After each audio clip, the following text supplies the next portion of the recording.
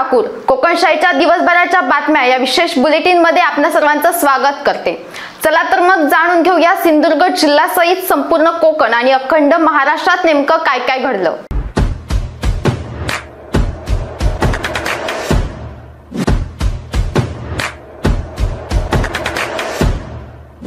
तिलारी ते विजघर रस्त्यावरील काही ठिकाणी साईड पट्टी धोकादायक बनली असून आज सकाळी बांबार्डे येथे सकाळी 10:30च्या दरम्यान विजघर दोडामार्ग व सावंतवाडी बेळगाव या दोन बसमध्ये अपघात घडला, पण या अपघातात सुदैवाने कोणतीही मोठी जीवितहानी झाली नसल्याचे समजते।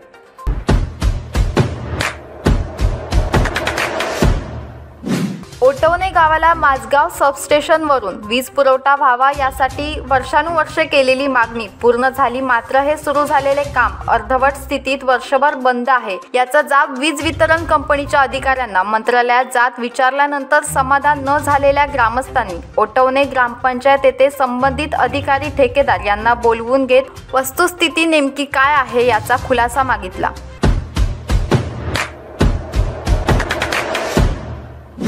देवगड तालुक्यातील साळशी व चाफेड परिसरातील जंगलात गवारेड्यांचे वास्तव असून आंबा काजू बागायतीबरोबर भातशेतीची नासधूस करीत असल्याने शेतकरी हवालदिल झालेत। जंगलाची बेसुमार वृक्षतोड होत असल्यामुळे गवारेड्यांचा कळप अन्न पाण्याच्या शोधात मानवी वस्तीपर्यंत येऊन ठेपलाय।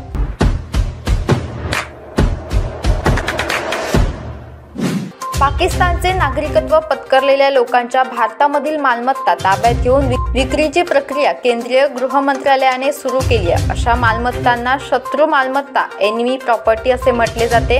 पाकिस्तानी नागरिकांच्या नावावर असलेली अशी मालमत्ता सिंधुदुर्गातील वेंगुर्ले तालुक्यात आढळली। 85 गुंठे जागा असलेल्या मालमत्तेची मोजणी करून शासनाने ती आपल्या ताब्यात घेतली आहे।